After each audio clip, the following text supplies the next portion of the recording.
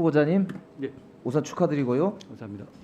정의의 수호자, 공익의 수호자가 되시길 바라고, 윤석열의 수호자, 그리고 김건희의 수호자가 아니고 공익의 수호자가 되실 걸로 다짐을 하고 지금 이 자리에 나오셨죠? 네, 명심하겠습니다. 그런데 이제 직위 추상 대인 춘풍 이런 말이 있습니다. 들어보셨나요?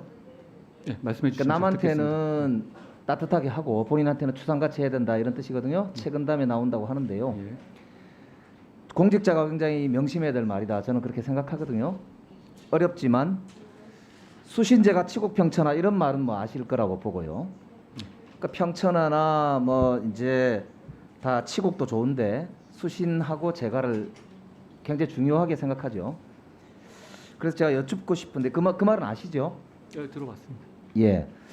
그래서 대한민국 법무부 장관의 자존심을 지키기 위해서는 무엇보다 한 점의 의혹 없이 본인이 수신하고 제가하고 그리고 치국을 하려고 하는 비전을 가지고 있다는 걸 보여주는 게 중요하고 국민들이 다 보고 계시기 때문에 그런 점에서 아까 제가 자료를 요청을 드렸는데 오늘 다 내실 수 있죠? 답변 드릴까요?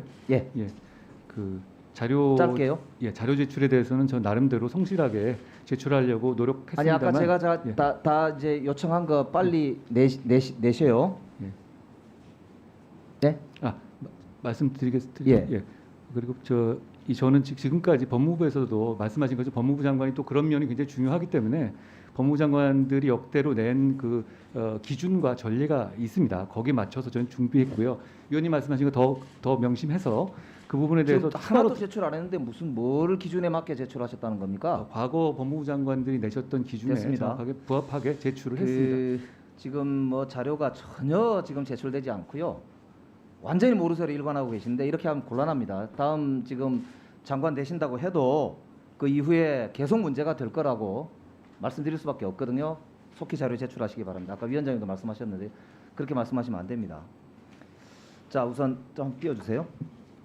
지금 이제 자녀들에 대해서 의혹이 제기되고 있는데 한마디로 한동훈 가족판 스카이캐슬이다 이렇게 지금 볼 수밖에 없고 장녀뿐만 아니라 조카들 그리고 이제 처가 식구들까지 다 동원된 스펙 공동체로 이루어져서 보니까 뭐 이모 찬스, 외할머니 찬스, 엄마 찬스, 각종의 찬스를 다 쓰고 아빠 찬스까지 포함해서 그동안 스펙을 만들어 온 것 같아요. 보니까 숙명 여중인가요? 다니다가 지금 최대위기인가 하는 학교로 가 있다고 되어 있는데요.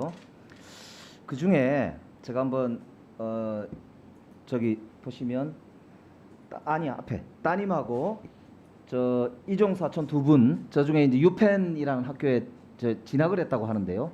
어떻게 저렇게 스펙 관리가 똑같습니까? 저렇게 보면은 봉사단체 만들어 가지고 스펙 쌓고 그걸로 뭐 상도 받았고 혹은 뭐 그걸 여기저기 이제 스펙으로 썼어요. 그리고 더 팬데믹 타임스라고 하는 곳에 같이 저자로도 등록하고 말이죠. 그래서 언니들은 보니까 미리 대학을 이제 좋은 대학을 갔어요, 외국에. 그리고 이제 공저도 똑같아요. 방글라데시 대학원생하고 공저도 하고 언니들은 보니까 뭐 이렇게 외숙모 찬스로 의대 교수인 외숙모하고 공저도 했고요. 다른 나라 중국이나 이런 데하고 공저도 했더라고요. 약탈적인 학술지에다 오픈 액세스 저널에 등재도 같이 했더라고요. 근데 후보자가 답변을 한 거 보니까 오픈 액세스 저널에 등재한 거는 논문이 아니다 그러시는데 저널에 등재하면은 그거는 논문입니다. 그게 일반적인 학자들 오늘 서울대학교 교수를 비롯해서 여러 교수들이 말씀하셨던데 그렇게 말장난하면 안 됩니다. 그리고 학술지에 실었다는 것 자체가 이미 오픈 액세스라는 거는 누구나 볼 수 있다는 뜻이지 그게 학술지가 실은 게 논문이 아니다라는 황당한 논리로 연결될 것은 아니거든요. 거기에다가 대필 의혹 다음 페이지 보시죠. 벤슨 마타라라고 하는 인물이 저기 나옵니다. 저 사람이 이메일을 보냈더니 한겨레에다 답을 한 게 저기 보시면 저 사람 자기 소개를 고스트라이터라고 써놨잖아요. 유령 작가, 대필 작가 아닙니까? 다음 거기 보면 답이 왔어요. I did it at the beginning of November 2021년 이렇게 돼 있죠. 영어 잘 하시니까 아실 겁니다. 저 사람이 자기가 했다는 거 아니에요? 대필했다는 얘기요. 저거 확인해 보셨나요? 답변을 드릴까요? 네. 요거 먼저 드릴까요? 자, 먼저 조카 관련한 말씀 먼저 드릴까요? 그럼 저거 한꺼번에 다 주십시오. 다음 표절 문제. 그래서 다음. 저기 보시면 저 때 왜 저걸 대필시켰을까? 굳이 하버드에서 저 당시에 국가 부채라고 하는 걸 주제로 논문을 경연을 벌였다라고 하는 제보가 있습니다.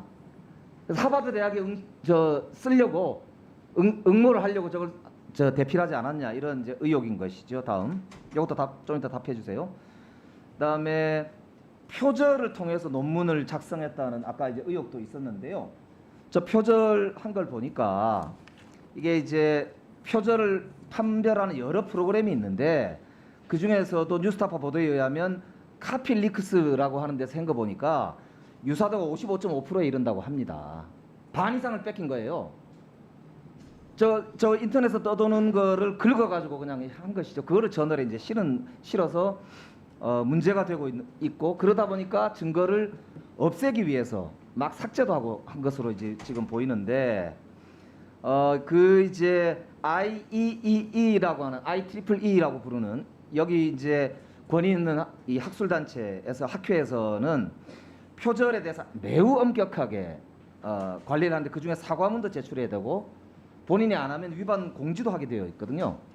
그러니까 이런 이제 문제가 지금 의혹으로 제기가 되고 있는데 여기에 대해서도 답변을 주셔야 될 것 같습니다. 그다음에 봉사활동 관련해서 이제 확인할 게 있는데요. 지금 따님이 여러 군데서 수상을 하시면서 2만 시간 봉사활동을 했다고 돼 있어요. 근데 2만 시간이면 하루에 10시간 잡고 2,000일 아닙니까? 2,000일이면은 거의 5년이 넘습니다. 5년 동안 매일 10시간을 봉사를 해야 돼요.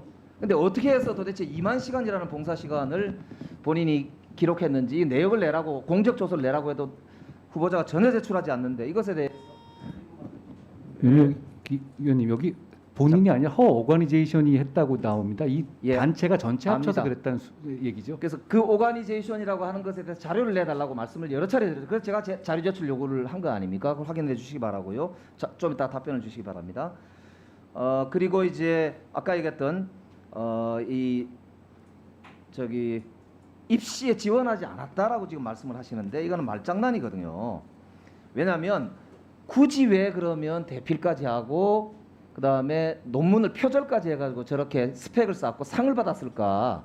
이건 아까 얘기했던 언니들이 갔던 길을 그대로 가기 위한 것 아니겠느냐라고 하는 합리적 추측이 가능하거든요. 지금 본인이 활동하면서 저렇게 봉사활동 열심히 하고 있는 이유가 대학을 그러면 갈 때 쓰지 않기 위해서 그랬다는 말인가요? 거꾸로? 그걸 여쭤볼 수밖에 없는 거 아닙니까? 그러니까 따라서 이걸 스펙 쌓기로 보이는데 이걸 말장난으로 이렇게 말씀하실 게 아니라 진실을 밝히는 게 중요하다고 생각합니다. 답변 부탁. 네, 답변하십시오, 예, 후보자님. 일단, 네, 압축해서 답변해 예, 좀 주시면 여러 가지 말씀해 주셔서 고맙겠습니다. 제가 네. 뭐 혹시 빠지는 거 있으면 지적해 주시면 다시 말씀드리겠습니다.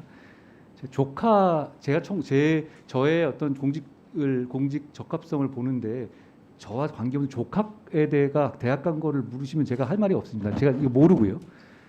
그리고 제가 요 몇 년 동안에 제 딸이 어떤 교육을 하는지 솔직히 저는 알지 못했고 이번에 보도가 나오거나 그럴 때마다 제가 물어보는 것인데요.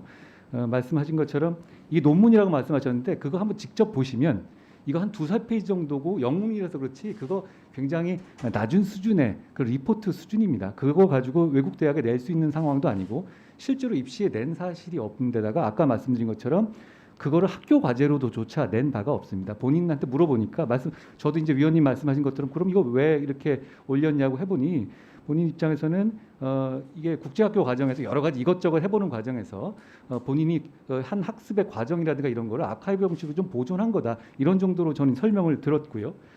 그리고 위원님 아까 말씀하실 때 봉사활동이 스펙으로 나중에 대학 가기 위한 생각에 도움되기 위한 목적이 아닌가라고 말씀하셨는데요. 위원님 이거 3년 가까이 하고 있고 실제로 보면 이게 처음에 뭐 몇 달 하거나 몇 달 하거나 이러거나 아니면 거기 있는 봉사를 받고 있는 그런 취약계층 아동들이 만족해하지 않는다면 만약에 그가 뭐 흐지부지 됐겠죠. 그런데 지금도 계속 하고 있는 봉사이거든요.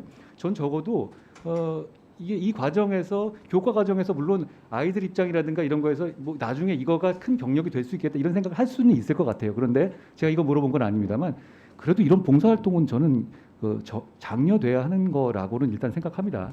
그리고 아까 말씀하신 논문 그 2-3 페이지 말씀하셨고 그리고 이 실제로 보시면 굉장히 조악한 수준입니다. 그리고 이것을 실제로 입시에 쓰지 않았고 앞으로도 입시에 쓸 생각이 없습니다. 그리고 이것을 무슨 뭐 학위 논문을 쓴 게 아니니까. 그리고 약탈적 논문 그런 학술지 말씀하셨는데 고등학생이 저 정도 수준의 습작을 올린 것을 가지고 학계의 구조적 문제로 보이는, 저는 처음 들어온 용어입니다만 이런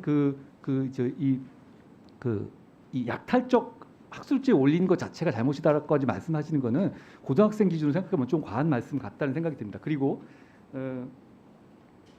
그리고 아까 말씀하시는 이 IE, 저는 이거 이번에 알았는데요. IEEE 이게 표절률이 높다고 말씀하셨는데요. 그것은 이제 우리나라 카피 킬러라는 걸로 돌려보면 표절률은 굉장히 낮게 나온다고 합니다. 4% 정도 나온다고요. 그리고 역으로 지금 말씀하신 비교 대상이 되는 그 자료는 카피 킬러로 돌려보면 오히려 50% 이상 50% 이상의 표절률이 나온다고 합니다. 그러니까 제 딸이 한 부분은 오히려 좀 인용은 많이 했다고 하더라고요. 물론 고등학생 수준에서 한 것이니까 말씀하신 학술적 기준을 볼 때 많이 미흡한 점이 있을 수는 있다고 생각합니다. 그리고 제가 그걸 물어봤습니다. 어제 한겨레 신문에서 무슨 뭐 돈을 요구했다는 그 벤슨이라는 분, 그걸 관련해서 물어보니까 이분과, 그러니까 제 딸이 어제 제가 외부에 풀했다시피 학습 과정에서 온라인 튜터로부터 도움을 받은 적은 있는데 이 돈을 요구했다는 이 벤슨이라는 사람하고는 어떤 접촉을 하거나 벤슨이라는 사람하고 도움받은 적은 전혀 없다고 합니다. 네. 박형수 의원님 질의하시겠습니다.